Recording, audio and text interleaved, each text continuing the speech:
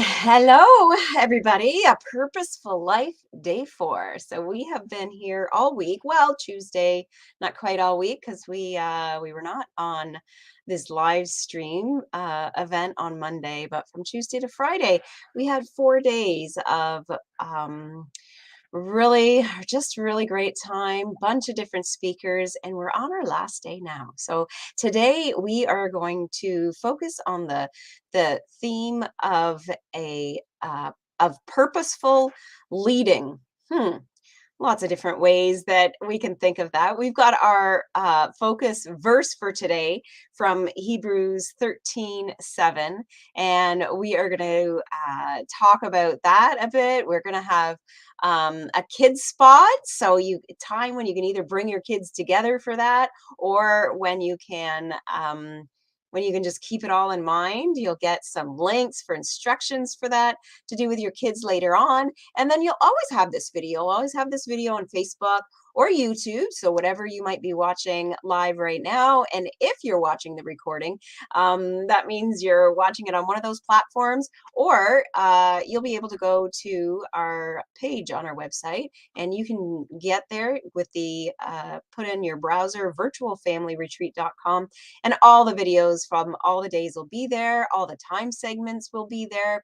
I haven't quite got the one from last night, from yesterday on that page, but day 1 and day 2 is there. There are the videos for that, along with the digital giveaways we had, and just the time stops for all the segments. So you can just kind of pick and choose what might be most relatable to you in your life and what you want to check out. I definitely recommend checking out quite a number of those talks that we had throughout the week. We just had lots of great speakers, lots of great um, encouragement to just make your family stronger. So of course we're all coming together as homeschool families, but really what we want this retreat for is to just make your family stronger. And certainly educating your kids is what makes them stronger, because that means they're not going out into places where they're kind of picking up all kinds of things that are not necessarily in line with the values you want them to have. So homeschooling is just a really great way to build your strong family. So here's our agenda with all that we're going to have today. I'm super excited to have Peter Stock with us, who is the president of HSLDA Canada, and he's going to really just put his dad hat on, and he's going to talk about how dads can shape homeschooling success. So he's going to talk a little bit just to dads, but you moms that are watching, you're going to be able to just pass that on, and just watch this, sit down and watch this with your husbands, and be able to get the insight that Peter has to share with us. We also have Patty Marler, who's also from HSLDA, and she's going to talk about homeschooling through high school, which is I see now as one of the most important things I can do for my kids. I didn't always think that. Not that I thought I'm gonna send my kids to high school when that time comes, but I'm like, well, maybe I will. And now I see a lot of good reasons not to do that, and then just stay the course, just keep them home where they belong, all through high school, and it's just going to set them up for success into adulthood, being able to do that. So we also have today our giveaways. So we have those at the end, and it being the end of our last day of the retreat, the end of our retreat, we are actually going to give away 2 memberships to our full curriculum site, Schoolhouse Teachers. So this is a site that covers every grade, that covers every subject and every student, and it's one price for your whole family. And you can get that in different ways. You can get a membership in different ways. You can get it quarterly, you can get it yearly, you can get it monthly. So whatever fits your budget, it can. We've got a payment plan there to work for you. And I was just looking at the site, and I realized we have, like, it's kind of one of our cool specials we have on, because you can kind of pick from a few different ways depending how you want to pay. It's like you're going to get a great deal either way. So you can go and check that out. We are also going to next week. next Wednesday. So we have regular live streams. If you're not familiar with us on Facebook, um, through the Canadian Schoolhouse. We have regular live streams that we put on. We also put it on our channel, The Old Schoolhouse, on YouTube. So we have live streams every other week. And next week we're actually going to be really just bringing out the highlights of schoolhouse teachers, and you'll be able to get a really good feel for if it's a right fit for your family. So we also have our giftogram cards. So we have one for $25 and one for $50. And what the only thing you need to do is comment to enter.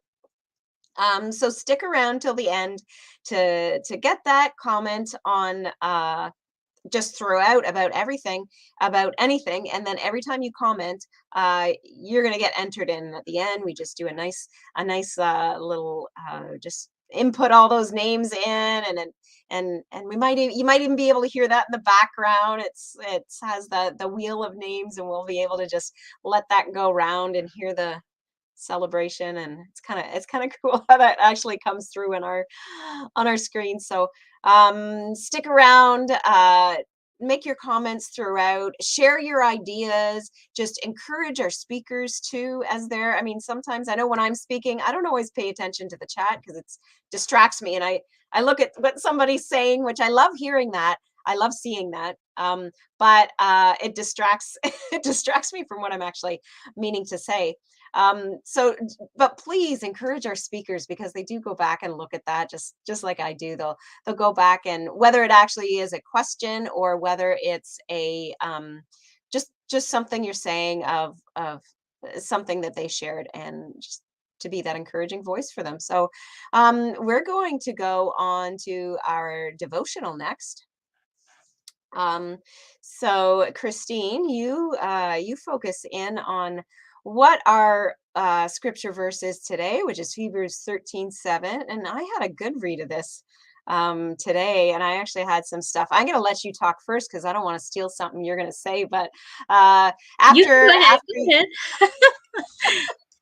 after you do your talk, I'm going to come back on because I really read a few things around that just for me personally was just like, that is so awesome that it's right near this. And as the heading of my Bible said, it was practical instruction. So I love that. Ah, That yep. this section was practical instruction, and it so is. So I'm going to leave you, and you take over the show here and share some God's word with us. Okay, well, let's read that verse. Our verse for today. It's from Hebrews 13:7, and it says, "Remember your leaders, those who spoke to you the word of God.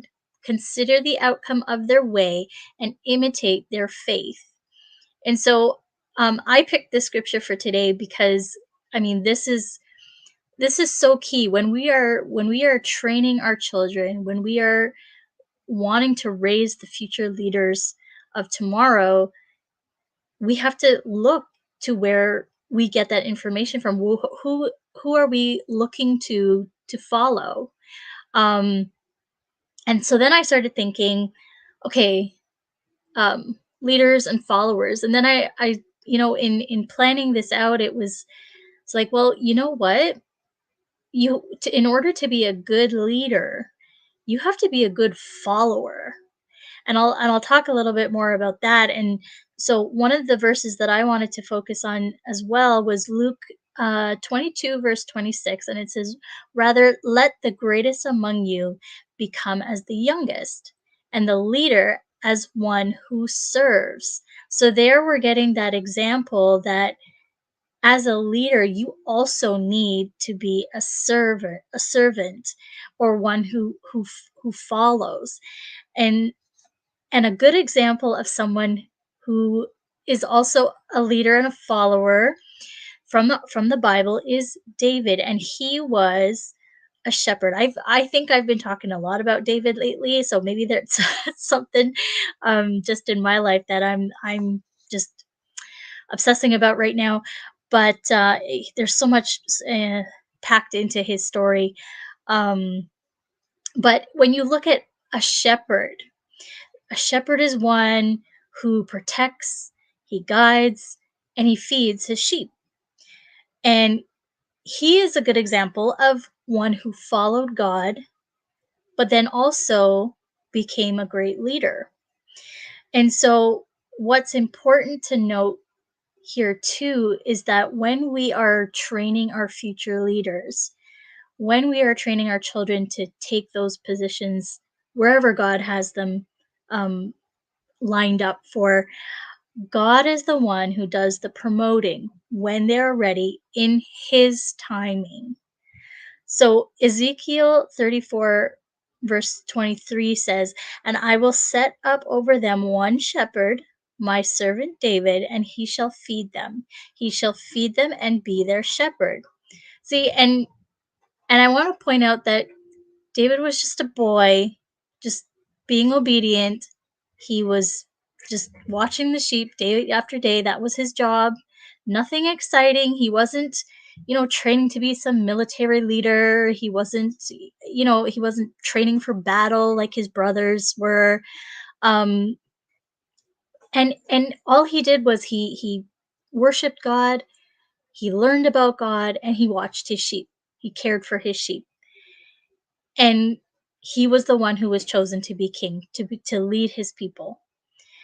And another example, definitely go read the story of Gideon. It's a great story, but he was there one day just keeping his head down and threshing wheat. I had to look that up to see what, what threshing, because we don't talk about that threshing wheat, but it's such a mundane job of just separating those seeds from the wheat that was gathered, and just minding his own business. And then all of a sudden he's called to lead an army. And and we sometimes we think, okay, leadership's not for me. I'm just me, just little Christine, just doing my little thing, raising my kids, just a regular mom. But God has a plan for each of us. He has a purpose for each of us. And we are called to be leaders, because even if we're not in some great position out there where the world thinks that we're important, even in our own homes, we are the ones who are leading our children. So just keep that in your mind. So it doesn't matter what kind of station you hold right now, as you follow God in the day to day, because God calls those who are faithful to Him. And Acts 13, verse 22 says, "He raised up David to be their king, of whom he testified and said, I have found in David, the son of Jesse, a man after my heart who will do all of my will." And that's the key, right? We, as followers, we're learning, and we're learning what his will is, and we're following it, and we're being faithful in what we do. And again, some other great examples were the disciples. They were called to follow first. Jesus said to them, "Just follow me." And that's what they did. And as they learned, and as they grew in relationship with him, they learned the way. And then after Jesus left earth, I should say, he hasn't left us completely. Um he gave them the directions to carry on his mission. And so they became leaders. They went out into the world, and then they trained others to follow them. Um and so, as I mentioned before, it's so important for us who are going to be future our kids who are going to be future leaders, and for us who are leading our children, that we need to be good followers. And two main reasons why from these examples that I shared: one, it keeps us humble. And so David always humbled himself, no matter what. You can read all of Psalms. It's full of him humbling himself, and always remembering that God is the one who sits on the throne, and He's the one in control. And when we remember that we didn't come from greatness, we had to grow, we had to learn, and so it's important to remember where we came from. And when you have that mindset, you're not going to put yourself above other people. And the second thing is that you're going to stay committed, because you have a better understanding of the job that needs to get done, because you were doing it. So you're going to appreciate the work of those who are following, and you're going to guide them accordingly. So how do we do that? We keep in the front of our minds the one who we are following. So yes, we have those put around us, who are examples, like the ones in the Bible, like maybe leaders in our church family, that give those good examples. But all of us are following the one great shepherd, and that is Jesus.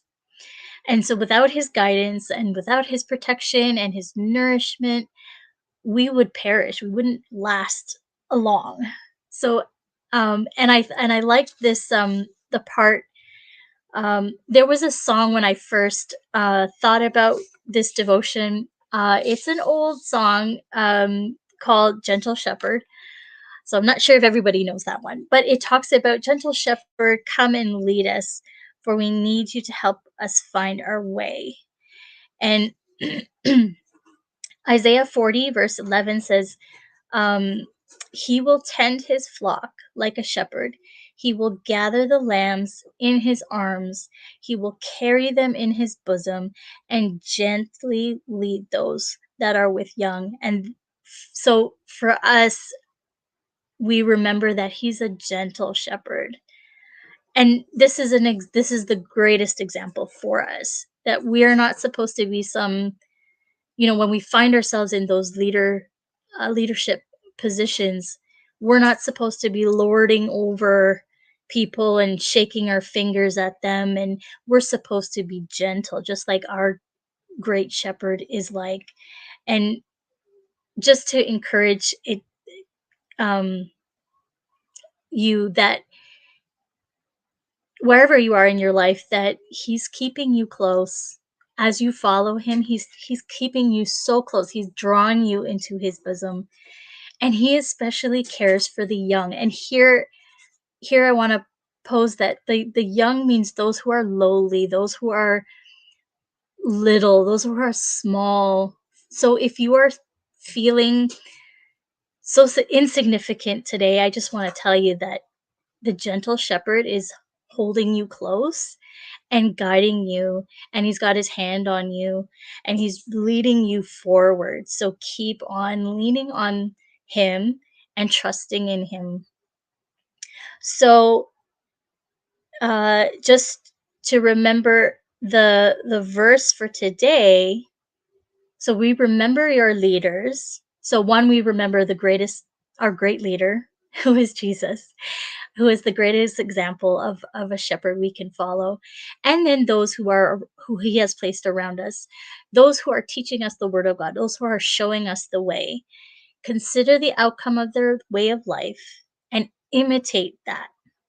So take notes, study it, because one day, when the timing is right, and when God has decided that this is the time for you to move forward, you're going to be the one that someone is going to imitate.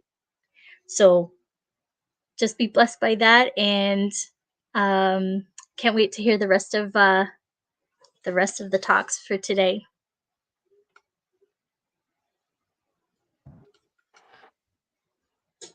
Wonderful. Thanks so much, Christine.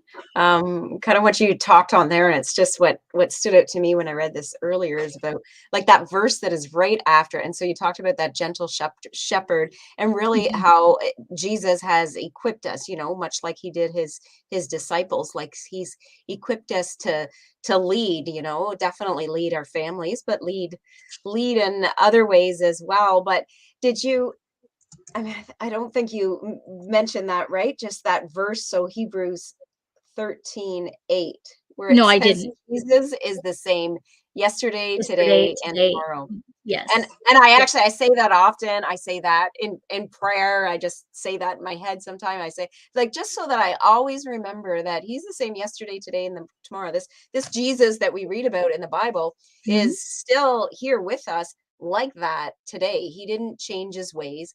And then I like that very next verse too. It says, be not be not carried about with divers and strange doctrines.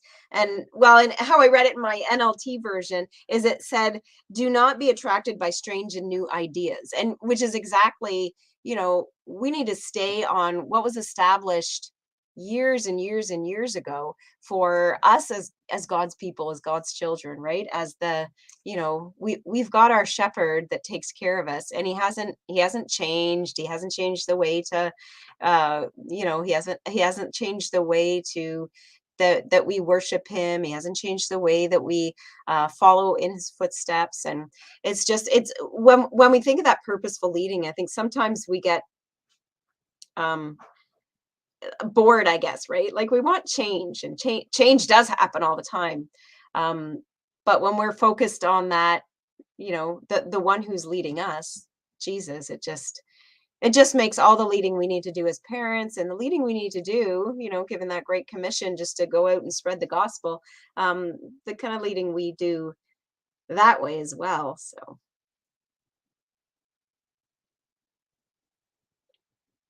So we will move on to the next one. We're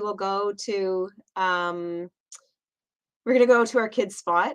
And I'm just going to we've just got a video here we're going to play. It's going to be a pretty cool little craft for your kids. So if they're around, bring them close and get the instructions for this. I see it's already in the virtual retreat group in our on Facebook, and you'll be able to see the link here. I'm just looking to see if the link was already put there in the video here too. So take it away. Let's see that craft for today. Hi, my name is Kristen, and today, before we get started on our craft, I want to start with several questions. Who are our leaders? Who has come before us in the Bible? Where can we look for leadership? How can we be leaders? We may not answer all of these questions, but I would encourage you to think about them as you create your craft, and as you pray for our leaders, and as you read your Bible. So let's take a look at our verse. Remember your leaders, those who spoke to you the word of God. Consider the outcome of their way of life and imitate their faith. Remember those who serve as your leaders, those who lead your family, your church, your town, your province or state, and your nation. These verses help us to remember the leaders of our church in the New Testament. And remember, we can also remember the leaders of today. So today we're going to make a simple craft that will help us to pray for our specific leaders.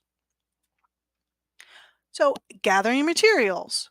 You will need 2 paper plates. The cheaper ones are perfect for this craft. You will also need a pencil and markers, or you can use crayons or colored pencils. You're going to need a paper fastener and scissors to help you.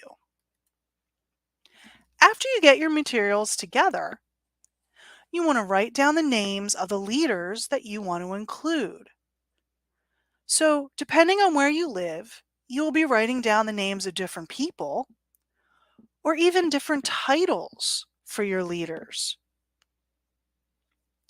So, you might have a different name for the leader of your town or the leader of your province or state, depending upon if you live in Canada or the United States.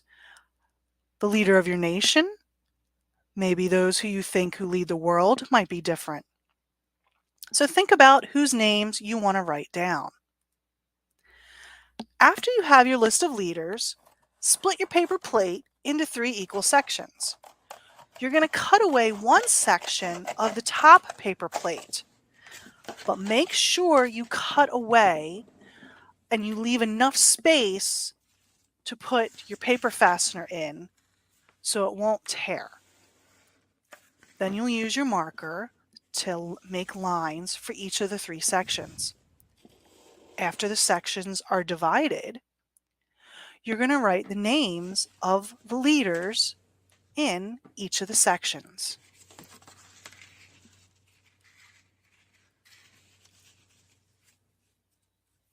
So I split it up between local leaders, and that's where I would put the name of the leader of my church, or excuse me, the leaders, the leader of my town, our mayor, and then you can write your leaders of your province or nation. So you can split it up however you want. You can add as much or as little decoration to your paper plate as you want. And add on the top paper plate. Today we pray for our church leaders and as you spin the paper plate, that determines who you're praying for that day or at that time. Your decorations can be complicated or they can just be squiggly lines, whatever you want to divide up your paper plate. So as you spin your prayer plate, you can see the names you have written of your different leaders. Find a specific time during the day to pray for them. So, what are the names of your leaders and who can you pray for today?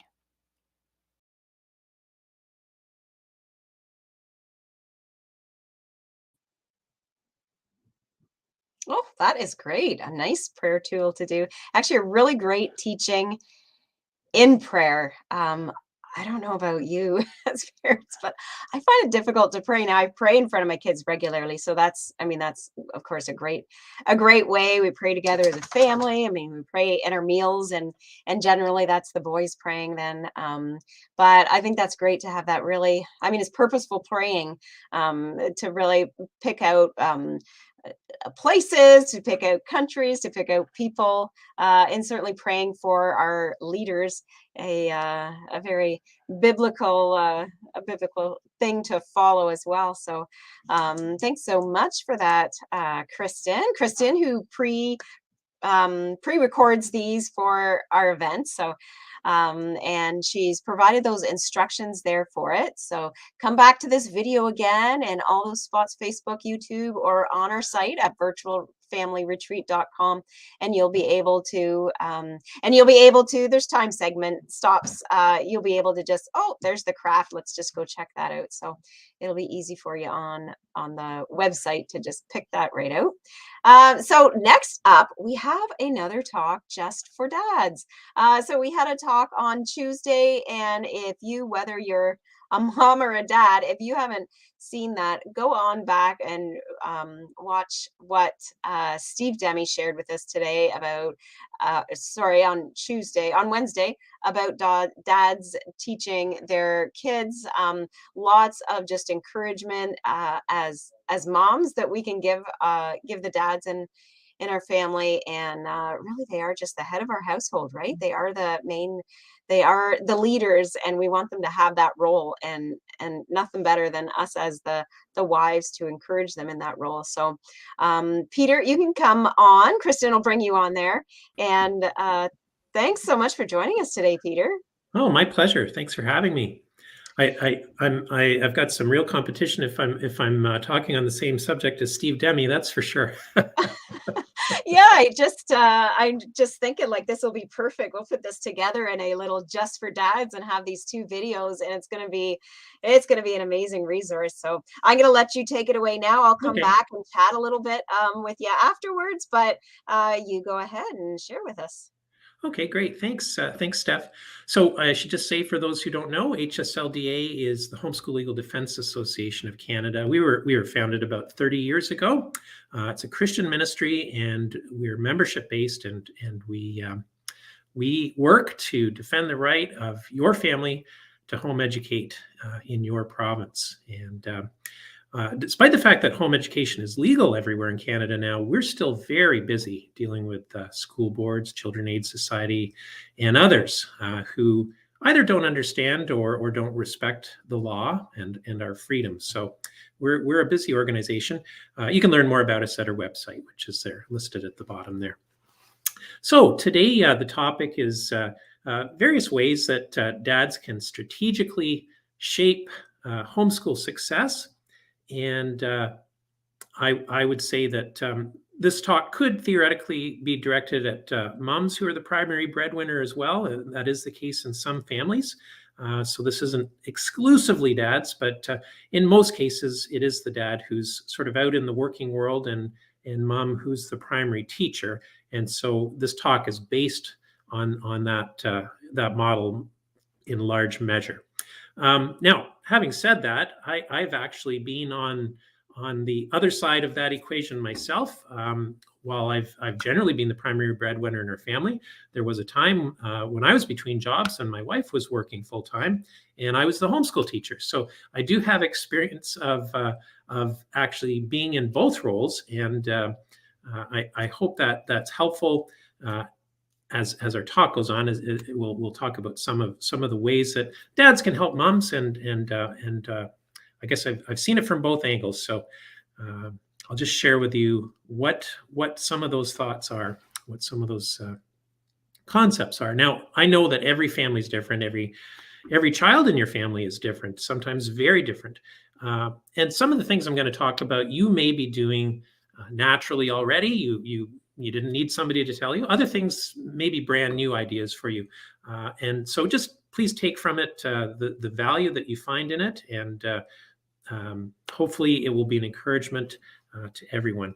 So the first thing, I suppose, is just the general idea that in a homeschool with our children, we're learning all the time. And quite frankly, I do this as a dad, and I'm sure moms do as well. We're also learning all the time, whether it's at our job, in life, our hobbies, our interests, and so cultivating that love for learning is one of the great values that we can pass on as home educating parents to our children. So learning all the time, and this could be anything from the family trip, driving down the highway where you have the chat, to what you're doing on a daily basis at home. And the formal school day, and especially when our kids are younger, we know it only takes maybe a few hours. Some, as the kids get older, maybe it is sort of a day-long activity, the formal side of learning. But there's so much else to the day, and especially when dad comes home, assuming dad's out in the working world, or even if dad works from home, as many dads do. There are many things we do that are outside of the formal structure of our education that are still incredible learning opportunities. So what are those things? Certainly if you have a hobby, you likely include your children in that to some degree already, because it's a great interest and passion of yours. But let's go beyond that. What about home maintenance? What about the work you may do with your computer? What about the sports you play? Or let's say you have a wood shop or something like that. You work on your car in the driveway or the garage. All these things are opportunities to bring along a child. Maybe when they're young, it's simply explaining the wrenches, and please hand me this wrench as I'm doing this repair. And as they get older, maybe you're actually able to teach them the safety and actually engage them in actually maintaining the car, changing the oil, changing the tires, maybe putting new brakes on, whatever the case may be. I want to make a special note here about computers. It could be mom, it could be dad, but one of the really important things we need to be conscious of in the world we live in, which is sadly, a fallen and dangerous world, is internet safety. So if you have computers, if you have phones in the home, there is danger there potentially. And there are ways to protect your family. I'm not going to give a big long lecture about that topic today, because I think it takes some time. But if we have questions, we can get into them in the question and comment section if you like. But I just sort of encourage dads in particular to take the idea of internet safety seriously. You might be wanting to look at things like filters for your computers, for your phones. There's other time management software or apps that you can get that allow you to control how much time kids are on the internet and know where they're going. And then, there's some important discussions to be had with your children, open discussions about safety and where they should and shouldn't be going, what they should and shouldn't be doing. And dads can play a really valuable role in that. And we want to protect our kids. The internet's an incredible resource, but it can also be a dangerous place. All right, second topic is sharing the burden. So this one is going to be obvious for some, and for others, they might not really have thought that much about it. The idea that dad goes to work and he has a paying job. He's the breadwinner and he works real hard all day, and he does. And he comes home, and mom, who's the homeschool teacher, that's her job, and dad doesn't have necessarily any responsibilities in that formally. Well, okay, but at the end of the day, both mom and dad are tired, and if mom has to do all the work from the cooking and the cleaning to the laundry, mom can get exhausted pretty quickly, and so for families that are starting out, just encourage dads to take a really strong look at where could they help mom when it comes to some of those routine household chores. So, for example, and of course, we all have strengths and weaknesses. So some of us are capable of cooking, and others really don't have a clue which end of the frying pan goes where. Maybe you can do laundry. Maybe getting out the vacuum cleaner from time to time is something that dad can take on. Mom doesn't have to do it all. And I would encourage families, especially where there's a new baby present, to really pitch in and lend an extra hand with things around the house, even if mom's really dynamic and capable and able to handle most of these responsibilities and wants to most of the time. When a new baby comes along, as I think we all know, mom is overwhelmed. She is tired. And this is a time when everybody needs to pitch in and do a little extra, perhaps above and beyond what they would normally do. So those are some things that dad can do in that area. And hey, have a conversation with your wife about what you might be able to do to help relieve the burden for her or share the burden. Okay, the next item, and again, this will be obvious to some. You've probably observed it with kids if you've had them for any length of time. We certainly see it in young kids. But it's the idea of doing yourself what you would have your kids do. What would you have them do? Kids mimic their parents. They mimic us when the way we talk, the things we say, the activities we undertake. And, this is so important when it comes to our activities outside of the formal school day or the working day. How do we spend, let's say, our evenings? Do we spend it lying on the couch watching TV?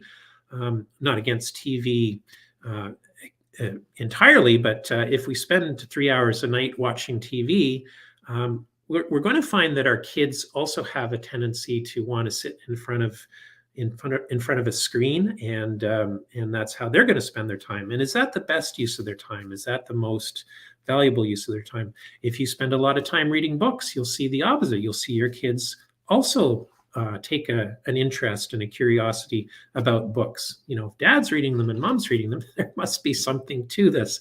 So be aware of that. Be aware that whatever you spend your time at, whatever you dedicate your time to, your kids are likely going to follow in that pathway as well. So where you want them to go, that's perhaps where you have to lead by example.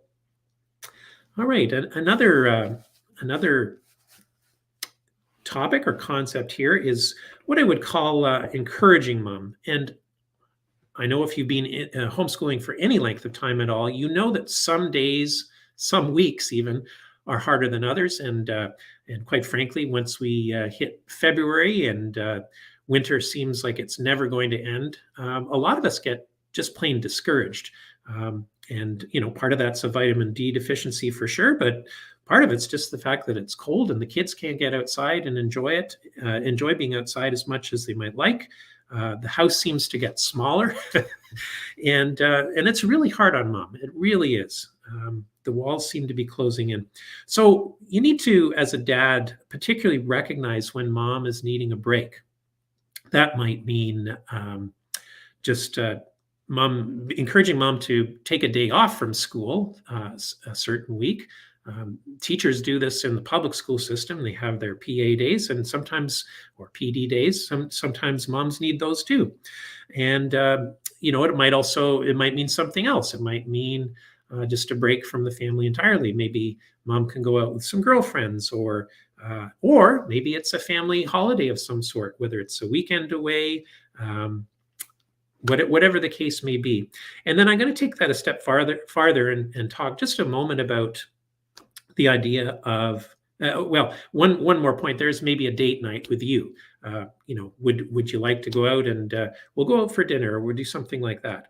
Now, some of these things cost money, and I know that this is a tough time in our economy, and maybe getting a little tougher.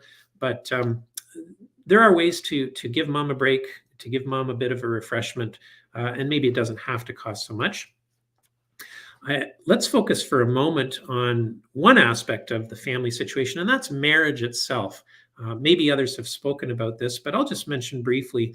Every marriage has its ups and downs, as every family does, and sometimes we have a great relationship, and other times we find maybe we're struggling a bit.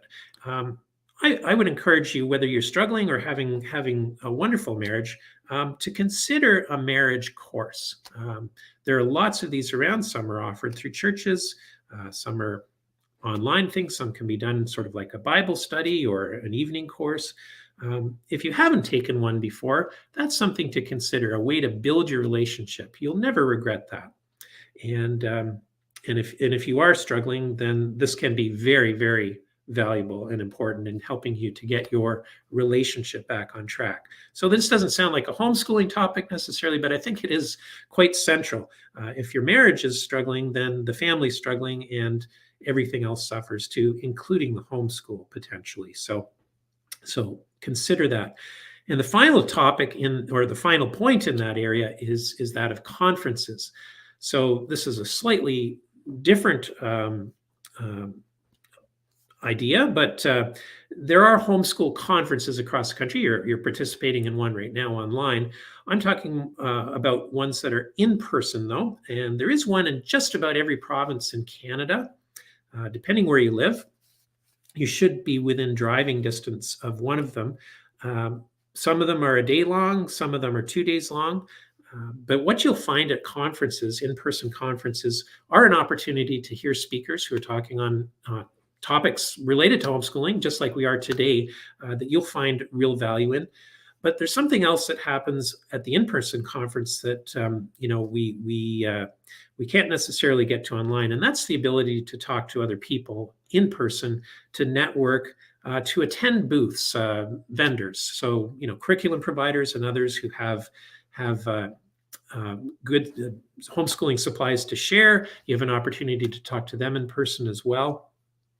And I know that after 3 years of not being able to meet together, the times that we do have a chance to get together with a crowd of fellow homeschoolers or just fellow Canadians in general, we are greatly encouraged. And this can be a really encouraging thing for mom in particular, but for the whole family when it comes to building your homeschool.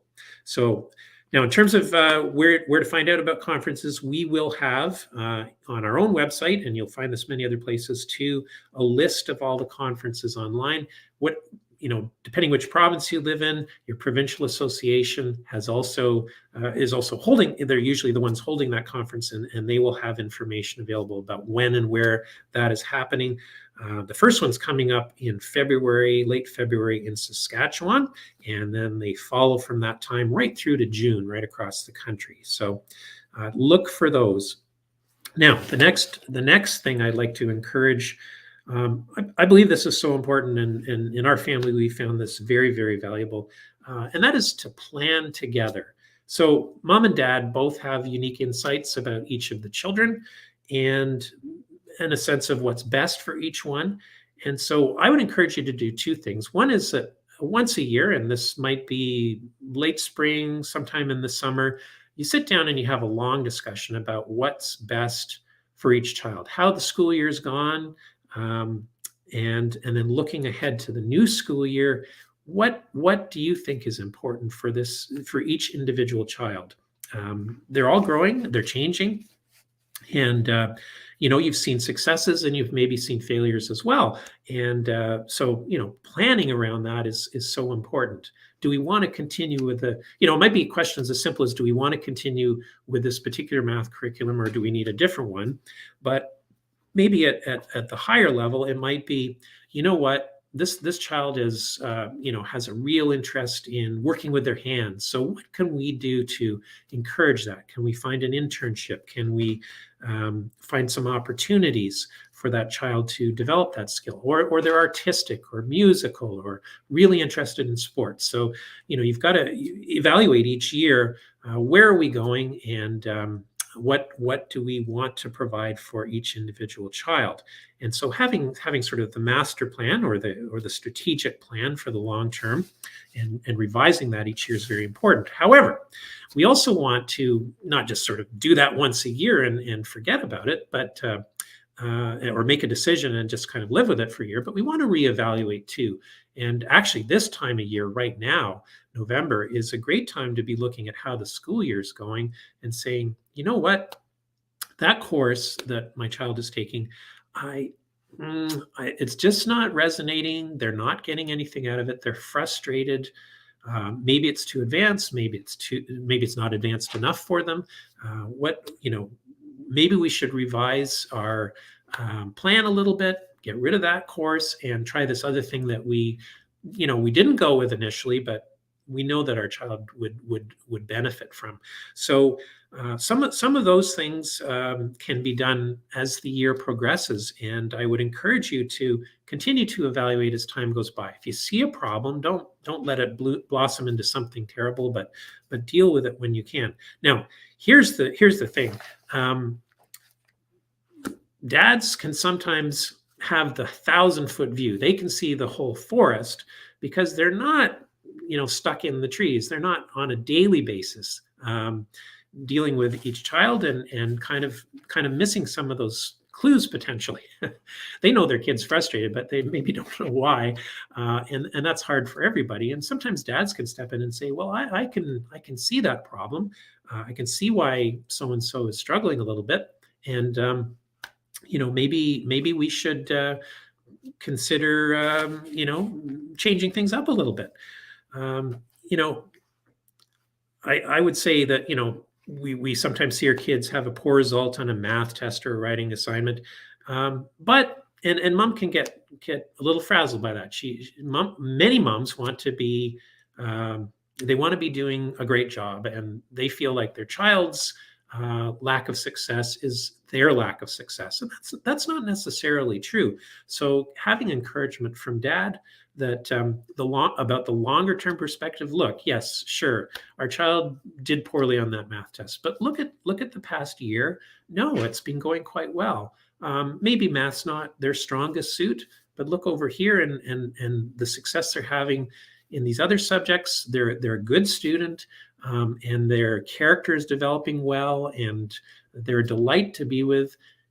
Help them to see kind of the 1,000-foot view. Help them to see the forest rather than the individual trees and sometimes the brambles that we see in a forest. So, all right. I guess the probably the final thing I will comment on, and maybe we have time for a question or two, is on the topic of socialization. So, of course, this is the age-old question when it comes to homeschooling. And in my experience, homeschool kids are wonderfully socialized. They have this great opportunity to not be stuck in a room with a bunch of immature kids of the same age all day long and be socialized by them and their interests, which may just be video games and television and not much else. But they have an opportunity to be exposed to kids of various ages in their own family, and in their co-ops and support groups and so on, and sports and other activities they do. But also adults in a variety of settings as well. So homeschool kids generally are far better socialized. But one of the things that we often have to work at as homeschool families, as homeschool parents, is finding opportunities for our kids to socialize with children, to make friends, basically, because they don't have that. They don't have necessarily the same access to a large peer group that kids who are going to a formal institutional school, a bricks and mortar school, will have sort of made up for them. Now, I think it's a wonderful thing that we have an opportunity to help choose friends for our kids. But at the same time, it's also sometimes hard to find the good kids, the great kids that we want our children to be socializing with, and it's extra work. I think this is where homeschool families really have to put in some extra work, and dads can play a really key role here. Again, this goes back to the sharing the burden and the chores. Sometimes it's going to mean some driving in the evenings or weekends for dad. In our own family, I find I'm probably the primary taxi driver. Youth groups and sports and music lessons and the list goes on. And yes, standing in a cold hockey arena on a Saturday morning, an hour away from home sometimes. I don't like being cold myself, but I do it for my children. So that's where that's at. So I really do believe that the home education journey can be greatly rewarding for you, for your wife, for your kids, and we've certainly valued. I think we've been doing it for 16 years. We've certainly treasured more than anything the time we've had with our children, and I'm sure that's true for you as well. But sharing the workload with your spouse or partner is indispensable in making your homeschool the best it can possibly be. So I don't know, Steph, if we have an opportunity to post questions. Maybe they're posted in the chat. I'm not really sure. Or are people able to ask them? Christine. Yeah, we're tag teaming right now. I haven't seen any questions come in, but if you are pondering something, please type it in and let us know. We're happy to answer any questions right now. Or if you're watching the recording, definitely ask your questions and we will pop in and answer them for you. I am totally enjoying this talk. And this is our focus for this whole retreat, and what the Canadian Schoolhouse is all about, is just strengthening families in their homeschooling journey. And so all of the points that you shared about just sharing the burden, and that's basically what families are supposed to do, right? No matter if it's just homeschooling or the household chores and all of that, it's all included in our journey as a family. And so if we can share the burdens in everything together, I mean, we're going to learn so much about each other and about ourselves too along the way. And these are so good and so encouraging. And you can see one of the comments that you definitely encouraged Nathan there. And it's funny that you mentioned the social, I can't say socialization apparently. we talked about that a bit yesterday, and we did give away a freebie. So check back on the website, the virtualfamilyretreat.com, and grab that freebie. It's a small ebook called The Myth of Socialization. And yeah, we talked about all of that. It's such a myth, and it's an old myth. And I think Steph mentioned, it's that old myth that just won't go away. It keeps coming up, and I'm sure you hear it all the time in your journey with HSLDA, and it's just it's frustrating sometimes. And even the other day, I was just telling someone, they asked me, well, tell me about homeschooling. So I'm like, okay, here you go. And then there came that question, and it was like, ugh. So, but we do have an answer for that, and we don't want anyone to be frazzled by it, because we do have good answers, and our kids are socialized. So, Yeah. Thank you for that encouragement. And just in case you were wondering about more about HSLDA for Canadians, we did have the website up on the screen throughout Peter's talk there, so hslda.ca. But we interviewed Peter a while back. I think it was in March, and he gave a complete rundown of everything that is available for members who of HSLDA Canada, and yeah, all the major benefits and all the services that they provide for you. So I am a member, and I'm so thankful that you are here for us as homeschoolers. And I definitely recommend checking that out. So we're dropping that link in the comments for you to check that interview out and just get all that information, and definitely check out the website, see all that they have to offer. Let me just double check the comments. Yes. Okay. So I don't see any more questions that came in. Anything else that you thought of that you wanted to share with our viewers? Sure. I think maybe if I could just take 30 seconds to mention a Sure. little bit more about internet safety. Yes, please. We publish a magazine, Homeschool Yes. Review, and I know you receive it. So our latest issue's just arrived at Homes, and there's a good article in there. But I'll just share a couple of thoughts from that article about internet safety. The first thing is just the idea of awareness, like just being aware of what's going on out in that world. And there's some real problems. And dads, maybe you don't have a whole lot of interest in computer stuff, and that's just fine. But you need to be aware, first of all. And there's some good websites that talk about what the potential dangers are. I'll just mention a couple of these for your reference, and you can look them up if you want. We're not affiliated with these in any way, shape, or form, but they are sources of information that could be helpful. So Internet Safety 101, those are the numbers, 101.org. That's one. ProtectKidsOnline.ca and CommonSenseMedia.org.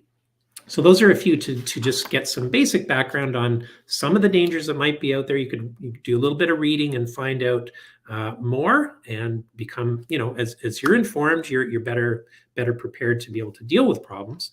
And then the other thing that we strongly recommend, can't overemphasize this enough, if you have electronic devices in your house, phones, computers, laptops, tablets, you name it, you really do need to have filtering or blocking software available on all your devices if your kids are going to have any access to those at all. And this includes your phone. I mean, phone can be just as dangerous as you think the computer with the screen is a problem, but the phone is just as dangerous.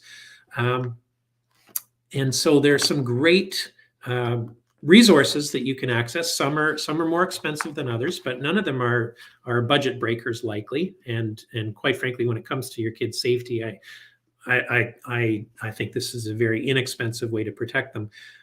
So some of the typical antivirus software companies like Norton and Kaspersky do produce software themselves.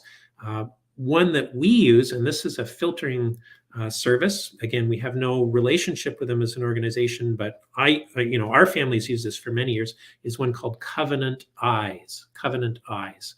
So it's a filtering software that protects your kids from ever seeing many bad things in the first place, and also allows you as a parent to monitor where they're going, what they're doing, those sorts of things. And then there are a couple of other types of software that are more involved with time management. So you can say, I don't want my kid on screens for more than an hour a day, or whatever the case may be, or half an hour during the week, and 2 hours at most on Saturdays, or whatever your family decides is appropriate. And so there are a couple of types of software there. One's called Custodio, and that's Custodio is spelled with a Q. It's a little unusual. And the other one is Canopy. So you can look those up. A simple search for those those things online will find you, many options. And we're not strongly recommending any one of those over another, but get the information. Make sure your family's protected. It's so important. Yeah, those are all great resources, and I like that Nathan had shared too about uh, having them in a public room versus alone in a room, and that is something that I've enforced in my house too. Like you're going to be sitting with everybody, so I can hear and I can see exactly what you're doing, because no matter how good you think your kids are, they got that little sneaky thing in the back of their minds where they want to go, oh, let me just sneak over here, and then it's right down the rabbit hole, right? So good. It's such a good point to mention. I have read through all of that great stuff too, and it was really great. So I recommend checking out those links that he shared. And yeah, if you didn't catch that, we'll have this recording up, and you can watch back and get those links again. Thank you so much for sharing with us, Peter. It was so great to have you here today. My pleasure. Thanks for having me. And we'll go right into our next pillar talk with Patty, also from HSLDA. Come on, Patty. It's so great to have you here, and you're going to be talking to us about homeschooling through high school. I am. Thank you so much, Christine. I'm really excited about this talk. Purposeful leading through high school is really something that I'm quite passionate about. I think it's yeah. Sorry, I was getting right in, and I didn't. Oh, hey, go right in. I'm going to get out of your way. Great. Yeah, homeschooling through high school really is an incredible opportunity, and it's really an important part of homeschooling, and one that sadly I think many people miss out on. I really appreciated the scripture verses that were highlighted today. Remember your leaders who spoke the word of God to you. Consider the outcome of the way of their life and imitate their faith. And I'm going to go on just a little bit. Jesus Christ is the same yesterday, today, and forever. And do not be carried away by all kinds of straight teachings. I took a look at this because I thought it was, really important to take a look at what the focus of today's gathering was. And it led me to Philemon. Now, some people may say that differently. Philemon was a Christian convert and the owner of a slave named Onesimus. Now, Onesimus stole from Philemon, and under Roman law, this crime was punishable by death. He went to jail and happened to be a jailmate of Paul, and he became a follower of Christ. Well, Paul then writes a letter to his friend Philemon and urges him to treat Onesimus as a fellow believer and not enforce the judgment that was justifiable at that time. Paul urges a way of acting that is culturally unusual. He encourages a way of acting that requires Philemon to put Christ first ahead of cultural norms and practices, a way that reflects God's desires and not the world's, and a way of acting that is going to make his neighbors, his cohorts, and his family question what he is doing. And I started thinking about homeschooling specifically through high school, because leading youth this way is certainly countercultural, and it is going to make your family and neighbors question your decision. And it is even a bit of an anomaly within the homeschooling community. There are a lot of homeschoolers who just automatically assume that they'll put their children back in school in high school, or they feel pressured to do so. But if something glorifies God, as I believe homeschooling does, and his will is for their lives to be good, then it is good.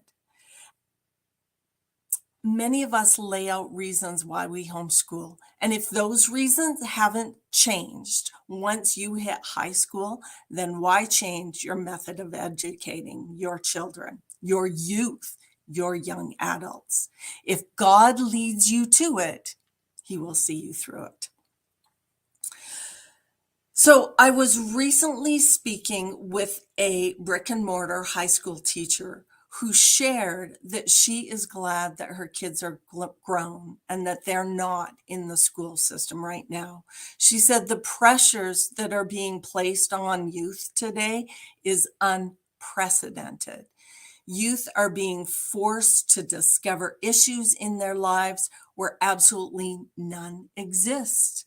For example, they've been told that if you don't have an issue in specific areas, then you really need to dig deeper and figure out what prevents you from considering your own issues. They were told to delve deep into why they're okay with the way they are. I was shocked that a very long-term high school teacher said she's glad her kids aren't there. And it made me think of verse 9 that says, do not be carried away by all kinds of strange teachings. Youth are being led in the high school years. The question to ask is, who is doing the leading and what are they being led to? So who is doing the leading? Society tells parents that schools and educators are the best prepared to teach your children. But is that really true? Like, what are the motives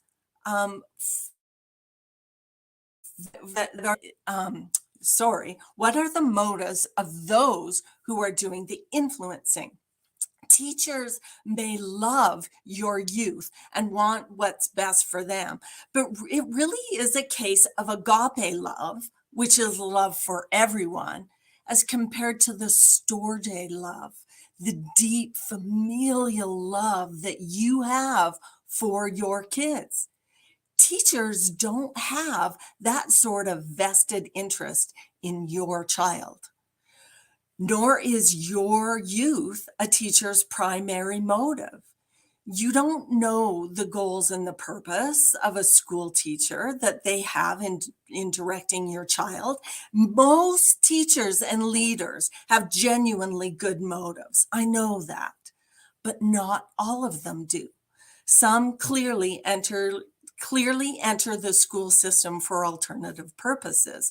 And even the good teachers who are in it for your kid will come up against obstacles that make leading your child difficult. Challenges with curriculum, time restraints, class size, the list goes on and on. So, who is doing the leading really is important. And what are kids being led to in a brick and mortar school? Well, let's take a look at the curriculum. Increasingly, curriculum is being driven by social agendas and ideologies. Societies have long understood that changing the hearts and minds of a culture begins with those children and youth in institutionalized learning.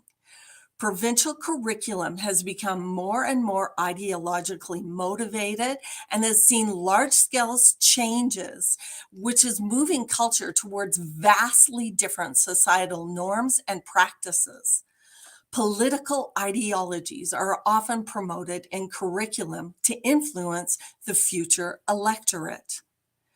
And not everything that is taught in textbooks is truthful. For example, biology. A recent textbook review conducted in 2011 by Casey Laskin found that there are still textbooks that use embryo diagrams taken from Haeckel's inaccurate drawings. Now, Haeckel's drawings were found to be fraudulent in 1847 by Haeckel's own professors, but the use of this erroneous information continues to be used and justified. An evolutionary biologist, Michael Richardson, has claimed that Haeckel's much criticized embryo drawings are important as phylogenetic hypothesis, teaching aids, and get this, evidence for evolution. So we're saying that erroneous material is important evidence. It's quite unbelievable. So the truth of what's contained in textbooks is not always reliable. So what else are kids being led to? Well, schools are also rampant with ideological teachings, relativism. There is no absolute truth, which again, I think about the verse that we focused on today. Jesus Christ is the same yesterday, today, and forever. There is absolute truth, but in a relativistic push, there is none. Kids are being led towards critical race theory, secularism, questioning and pressure to change cultural norms and practices, forced political views. Whether you agree with these or not, having them forced on your kids is something that you want to consider if you want done, which encourages me to think that homeschooling through high school really is one of the best opportunities for our youth. Kids are also being led by those outside the teaching profession in school systems. Sports teams, the expectations and practices placed on kids. Extracurricular groups have a minimal or even lack of oversight, including leadership and purpose. The Alberta example of having it illegal for parents to know what sort of groups they were involved in is one point to consider. And even though this law has actually changed, schools implemented policies that continue to exist, even though the law has changed. Social media, what others tell your youth, things that are on Facebook, TikTok, Instagram, those are really have a lot of pressure on our youth. Sexual predation, Peter spoke to this. It really is a serious incident. And just this past July, there was a very serious incident with a young 13-year-old girl that was horrific.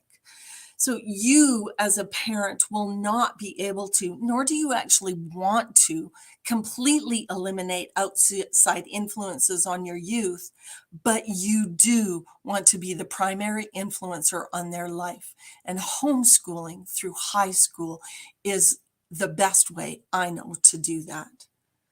So what are parents' motives for leading their kids through high school?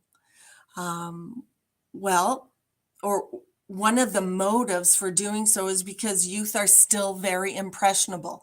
According to the National Institute of Mental Health, the teen brain can change, adapt, and respond to its environment.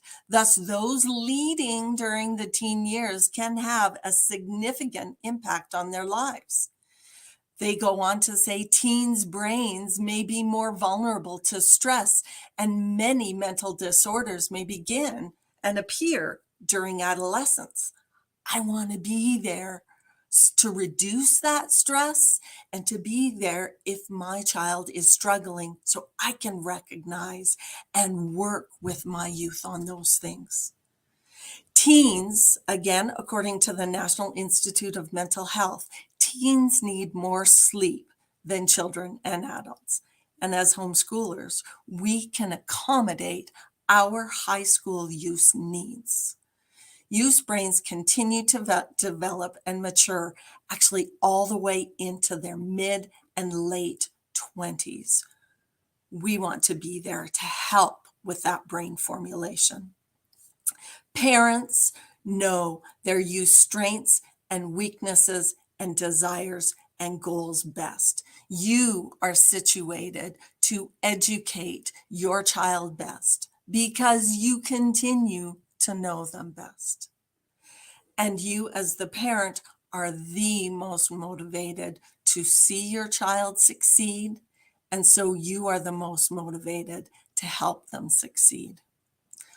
Only a parent is going to guide and help a child from childhood to youth onto adulthood over the long term. And only a parent is going to pick up a youth when they stumble and make mistakes, and sometimes repeatedly make those mistakes. Only a parent will lead with their goals, with their vision, and their worldview in mind. So parents are the only ones who can lead their youth with the best interest at heart. So what can leadership through homeschooling the high school years look like? Well, start by making good educational decisions for and with your youth. It's their life, but you are still the parent responsible for them. Plan for a good launch into adulthood. Lay a path for a successful life. Choose good curriculum that is appropriate to meet the goals and needs of your child, that's consistent with your worldview, and that provides an amount of independence or an amount of assistance that's appropriate for your youth. Feel free to outsource or get help when you need it. As a homeschooling high school parent, it's your responsibility to make the decisions, but you don't necessarily have to do it alone. You can recognize when you need help, and that actually is very good leadership. Feel free to use online courses, tutors, group learning, take dual credit, do post-secondary courses, help your student by doing special needs assessments. And these can be useful if your child goes on to post-secondary studies. These special needs assessments can help them with their studies in the future in post-secondary institutions. Get medical assistance or counseling as needed. It's okay for you to get help. Just be the decision maker in your child's life. Make socialization opportunities for your youth. Coordinate homeschool events. Some possible events, it's important for your homeschool youth to be connected. And in fact, that often is one of the reasons why families send their kids to high school, or why high school age kids want to go to school. They want connections with other youth. So start a homeschool youth group. Do homeschool sports activities. Have monthly gatherings. Learn together as a group. Have dances. Gather for music activities. The list goes on and on. But make it a priority of yours to make those opportunities for your youth. As a homeschool leader, as leading your kids through high school, you can still guide and have significant, albeit lessening, influence on your youth's friendships. And this may be important at this time of their lives. I also encourage homeschool leadership, homeschool high school leadership, in the form of discussion engagement. Expect big discussions.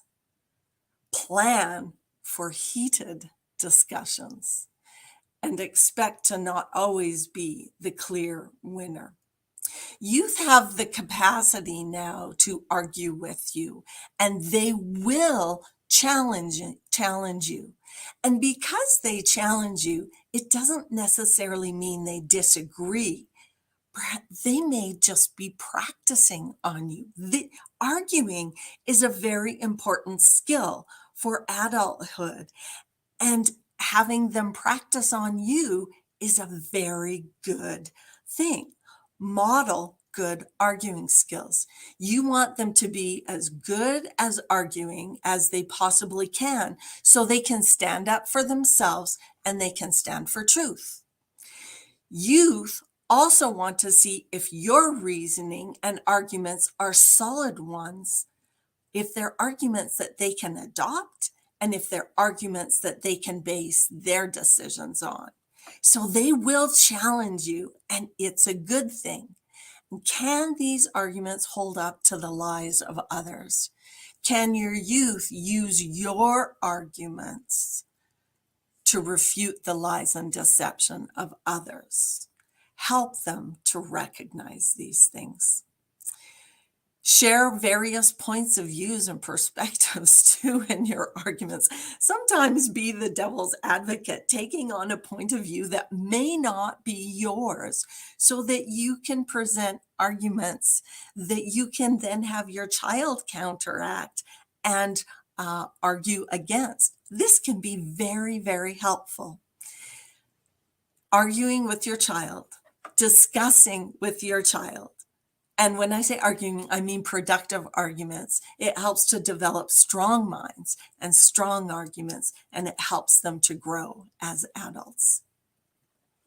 Another way to lead your child well in the homeschool years is to bring up important and delicate topics: marriage, abortion, euthanasia, intimacy and lovemaking, relationships, fidelity, gender, politics, money management, faith, current issues and events. You must have copious amounts of time for your youth, and it will be time well spent. Car rides are an incredible place to have these sorts of discussions, because it's you and your youth in a car, and you have time to have good discussions. And while you're doing this, make sure you recognize and respect your child's individuality in all that you do, the curriculum you choose, the discussions you have, the discipline you enforce. Recognize that each child is a unique creation of God's, and they require individualized attention and individualized focus. Lead them with compassion and in ways that respect them. There's a myth that I completely disagree with, and it's when parents say, "We parented all of our kids the same." For one, I don't think it's possible. I don't think it's possible to gain experience as a parent and then parent other children the same way you parented the first ones. I also think it's unwise, because different children have different needs and will react differently. So different strategies and different ways of approaching things are necessary. So it's okay.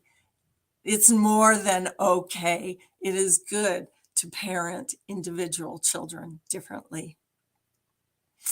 Another way to lead your child in the high school years is to teach them how to fail well. Yes, I said fail. Your kids, your young adults, won't always succeed. Expect this.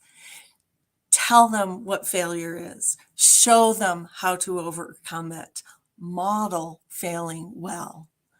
When youth experience the consequences of poor decision making, walk with them in truth and love and help them learn how to get through this and continue to move on. Lead your youth with responsibility. So responsibility is a huge benefit. It's a huge way to lead your youth in the homeschooling high school years. Teach responsibilities by giving big responsibilities. Now, this can be really hard, because remember when I said youth will fail? Big responsibilities could be one of those places where they fail. But it's safe for us to do that as high school parents when they're still in our homes. We can help them in those big responsibility failure areas. Help them to drive and to drive well. This is not something I like to do, is teaching youth how to drive. But it's a lot better for me to sit with them, to work with them, to help them drive for 2 years, holding on to the front as I'm doing this, than it is for me to send them off once they get their driver's license and have them do it all on their own. Give them the responsibilities of a job. Consider giving them an allowance that covers all their needs and letting them spend it. When they fail, if they fail, walk with them through that. It certainly helps them develop money management skills. Giving responsibility truly builds character, and it builds your child's confidence. Develop priority as a homeschool parent, as a high school homeschool parent. Develop priority and lifelong habits for your kids. Help them to get in the habit of being clean, of cleanliness around them, of good eating habits, of faith and Bible reading, of family and important relationships. Help them to establish these priorities and lifelong habits so when they leave your home, they are solid and secure young adults. Leading youth through homeschooling means knowing your place in your youth's life. You are their responsible, loving parent. Leading them means knowing your limitations and shortcomings, yet still leading with strength and love. Leading means knowing that you will have to say that you are sorry and to admit your errors. Leading your high school youth means knowing you too will fail. Yet we have the assurance that God is greater and that He can fill in when your child leans on Him. Leading your child means working towards having a lasting influence. Leading your high school homeschool child means working towards your adult child respecting you, continuing to care about your thoughts and opinions, and continuing to come to you for guidance well into adulthood. Leading your homeschool youth means recognizing that your youth may consider your advice, but they won't always take it. Leading your homeschool youth means launching them well and giving them a strong foundation and setting them up for success academically, setting them up for success for their career, and setting them up for success in their life. Good leading gives your kids confidence to be adults, to make their own decision, and to lean on God. So there is more assistance available on homeschooling through high school at HSLDA's member sites. There are some resources available at the website homeschool.today. The best resource is Jesus Christ, who is the same yesterday, today, and forever. So I encourage you, lead your youth through homeschool, high school. Through homeschool, high school. And that is the closing. Let me unmute myself here. Thank you so much, Patty. I'm hoping that I will, my internet's going to be okay. I should have came on after Peter. So hopefully I'm going to be here and be able to chat back and forth. But if not, I think Christine has better internet. I don't know. It's pretty windy out here. I'm in Saskatchewan and It's windy. So I loved your talk, and I actually caught much more of it than I did Peter's. So I'm going to get to go back and watch Peter's with like, oh, this is all new information. But a couple things that you talked about that I really wanted to point out is one of those things on on help.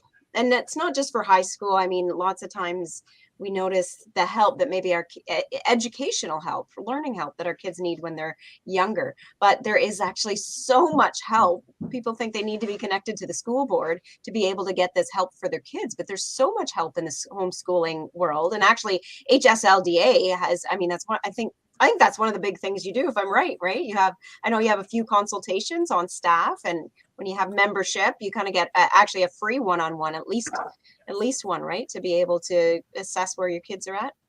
For sure. We have curriculum assessments available for our members. We have special needs assessments. We have, excuse me, we have a lot of resources available on homeschooling through high school. We have resources on post-secondary, so how to prepare for post-secondary. We have links to many different organizations that will help with things like online courses, dual credit, all that sort of stuff. So yeah, we have a lot of resources. That is a significant focus of ours lately, is to say, parents, you can do this. Homeschooling through high school is not something that's not possible.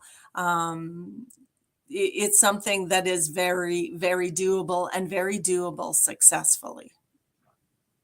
Yes, and I did see that. I don't know if it was right before this or a while back, more at the beginning of our event today, but at one time I had the thought of like, well, maybe because I was just in that mentality, being a new homeschooler, and thinking, well, maybe I'll send my kids to high school. I think it's more important that they're at home when they're younger, and I no longer have that thought at all. And because it, for a lot of those reasons you brought up in all the stuff you shared today, is just what they're actually being taught there isn't even a very high quality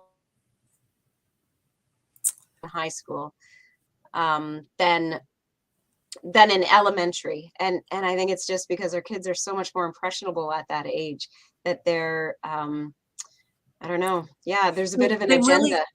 They really are formulating, who they are. I mean, young kids formulate some really important aspects of their character. As adults, they're making some big decisions about, ways they're going to live their life. And I want to be the one who they have those discussions with. I want to be the one who they talk to. And I was. We homeschooled all 4 of our kids through high school. And I can tell you that it is the most rewarding part of homeschooling. It's incredible. I agree. Yeah. I love that part, being able to be, and this is something I've taken from a book I read a while back. I don't know if it was John Holt. Anyway, it was somebody really big, but homeschooling is about living the educational life with your kids. And I've just taken that on in so many different ways. And that's kind of what we all want to, when we want to inspire others to homeschool, that's exactly what we get to do. It's like this big privilege to raise our children in that way as well, instead of send them off somewhere else. For sure. And, one thing that I sometimes tell parents is, the elementary school's fun. I mean, it's fun, but it's a lot of work too, right? Teaching the math, teaching the reading. There's a lot to teach your kids, a lot of stuff to teach. By the time you get to high school, you are just having really great interactions with your kids. And to send them off at this point in their education and let someone else have those gifts and those discussions, you're missing out on so much. The real fruit of homeschooling is being missed out when you send your kids off for high school. Yeah. Yeah. Oh, well, thanks so much. I mean, I caught a few new things today to just, I in no way sending my kids to high school. I've got a 15-year-old now, and I love having him at home at this age. Like just the discussions we have. And yeah, he does not agree with me all the time. And I'm okay with that. And it's an opportunity though for discussions. We do that a lot, even just being able to give them the opportunity, as we talked about especially talked about in our day 2 here. So on Wednesday.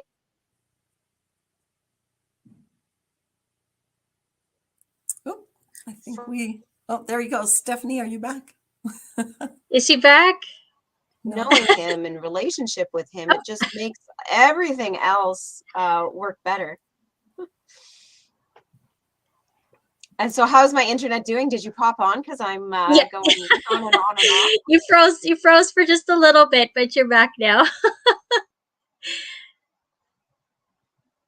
Oh, So I think I'm going to let you, if you can hear me right now, I'm just going to let you take over, Christine, and yeah. you can just. Yep. So thank you again, Patty. I know I was taking notes too because my guys are still pretty young, and I'm actually looking forward to the high school years. I'm actually getting a lot of pressure from friends and family to say, "Oh, so you're going to be signing them up for high school, right? You're looking into high school soon?" And I'm like, "No." like I'm so scared. Like that's the part where I'm scared to send them to, like, for that stage of their life. So I am encouraged in this, and I know that there are resources out there and support out there to continue that homeschooling journey in that stage of life. So thank you so much. I know our audience has loved your talk and your points and all the good things you shared with us. And so thank you so much for being here today. You're welcome. It really was an encouragement and or a blessing to be here. And Yes. yeah, I'm glad I can help. Uh, yeah, I am available at HSLDA. So yeah.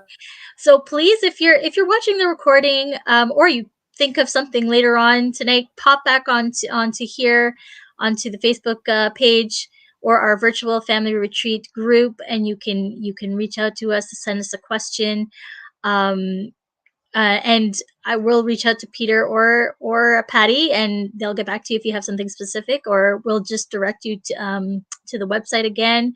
Anything you need, we're here to help you with your homeschooling journey. So, thanks again, Peter and Patty, for being here and representing HSLDA Canada. And that's it for our speakers for the week.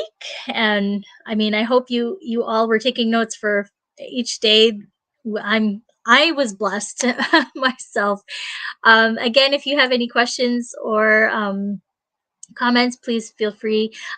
This is your last chance to get your names in for the giveaways. I'll be doing that shortly. So if you want to say something now. Um, and I'm just looking through the chat. I don't see any questions, but I see lots of encouraging comments. So I'm glad that you were blessed today. So why don't we head over to the giveaways? I'm just going to double check the names. Make sure I got everybody's name in there.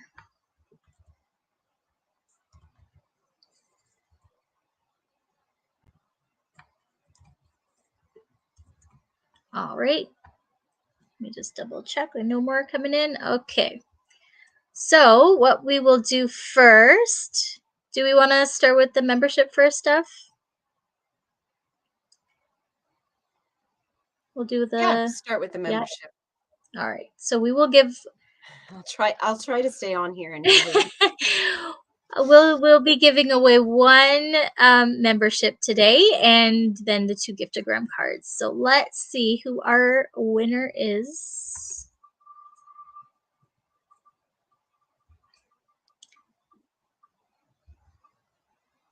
Okay, so I am going to copy this name, and because I'm going to mention, so while you're doing that, I'm just going to mention I see a message here from Patty just in our private chat in the studio here, but Nathan had one question about launching the youth. I encourage you to stick with it when things get bumpy. When God leads you to it, he will see you through it.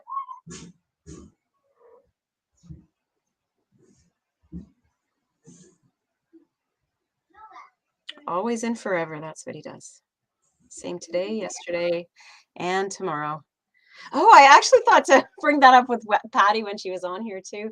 Of Yeah, that, wasn't that awesome? She said that verse, and I just said that yeah, at the beginning, right? I I just know.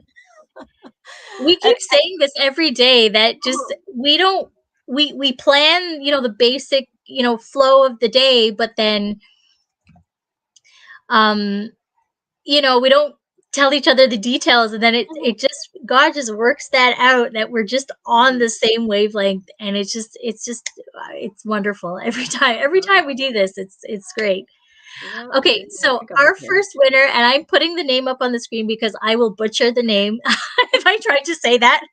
So you are the winner of the membership to schoolhouseteachers.com. So if you can send us your email address, that would be great, and we will get you connected with that, so you can get started right away and accessing all the wonderful curriculum online. And you can And message us on Facebook to do that. Don't feel like you have to give it. Just messages. yeah, That one was on Facebook, right? Yeah. So just go yes, ahead and message us on Facebook, private message, and then you can give us your email, and we'll get you set up with your, what was that? The membership? that was the membership. Yep. With your Schoolhouse Teachers membership. And I will go for the $25 giftogram card. And still rolling. There we go. Our winner is Nathan Higgins.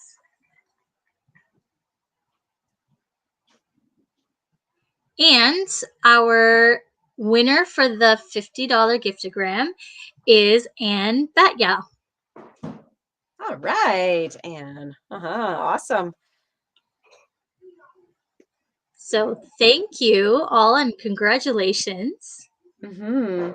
Thank you all. Thank you to our winners. Thank you to everybody that commented, of course, because that's Yes. really, really, we want to see you here. We want to see that we're doing things right, and that it's working for you. And this is our last day of this retreat. We will have it again next year, November-ish, Mid-November. mid-November. Yes. That's kind of we don't have the dates down yet, I guess, although we probably could have had them ready for to say when it is, but we'll give you lots of notice. If you just join with us too, if you're watching this recording, if and you're not familiar with who we are and what we do, we are our company is the Old Schoolhouse. Specifically, we work on the Canadian side. Well, we all work in a few different areas of. Some of us do some stuff on Schoolhouse Teachers and stuff in different marketing, how we work with advertisers, and so anyway, there's lots of different areas of the Old Schoolhouse magazine. Of course, our greatest and biggest and most like the baby, the one we love the most, the center of our company is the magazine. And you can get that free. You can get a subscription for it and have the print copy delivered right to your door, which I love having the actual print copies. Do I have one here, the fall one? Yes, I do. So here is our fall one right here. I love getting these in the mail. I actually get a few of them. Just the opportunity to give them away and have for conventions and stuff like that. But you can also read the digital though completely free.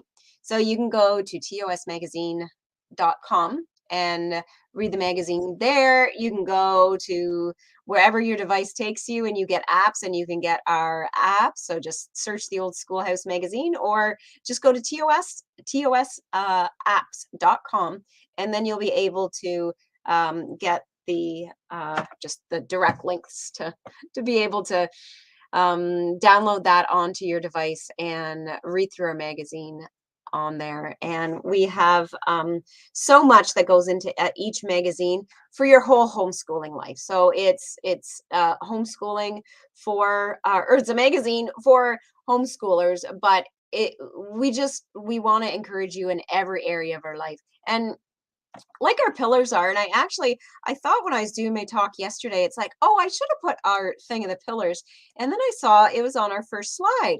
I'm like, there it is. So just as a company, it was really just a couple of years ago, two or 3 years ago, and we came up with these pillars, and it's just the focus of what we're about and what we do for homeschoolers: faith, knowledge, hope, and a future. Right? We're building strong families on all these really, this focus of what we do and everything we do as a company. We do to just improve your family life, be able to help you raise your kids. God is your biggest helper, so look to him first. And as a company, we are trying to follow God in every way. So our plan is that what we do is what God wants for our audience. And we just are so blessed to be able to do that, and so blessed to be able to do that as a company. I haven't been with the company for that long, so I've just been blessed for about 3 years working with the company. But the company's been around for 20 years, 2001, right? So maybe just a year over 20 years. So I think we've got a couple of digital giveaways, right? And then we'll finish off for today. Right. So one, education reformation. So this is one of we have a store. So if you go to theoldschoolhouse.com, you'll see the store here. This is one of our ebooks for the store that you get completely free, and just the direct link to it there for you as part of this retreat. Now, these digital links will also be available to you on our retreat page. So if you're watching the recording, then just go on below this video and get find that in the links there. So Education Reformation, awesome book on why we're better to educate our kids as parents. The next one we have is it's a real short little read of a book, but it's called Career Training, Mentorship, and Parenthood.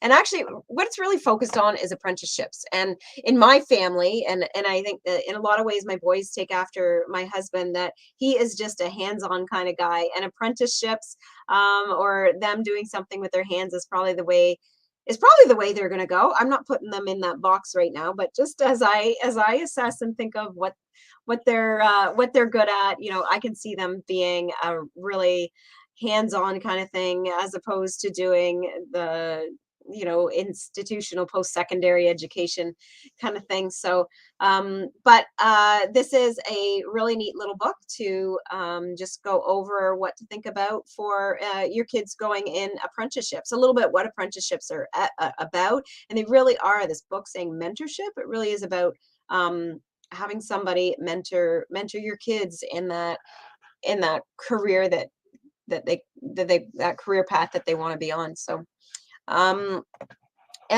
that was our last digital giveaway, right? Yes. Yep, just the two. Yep.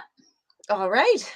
Well, this is the final of our day. We thank you all for watching. We thank you for those that are watching the recording, that you've been able to watch this as well. We're going to do lots, and just being able to share this content in other ways. So we want to be able to repurpose, give you smaller chunks of our segment, and of these segments we've had today. But just know that you can go to that page, virtualfamilyretreat.com, and watch all the days and watch all the different segments. And I should have it. I'm going to have that site updated with our ones today and tomorrow. For today and yesterday. I'll have that updated today. So thank you so much for everybody. You have a wonderful day. Go have some family time. Bye. Bye.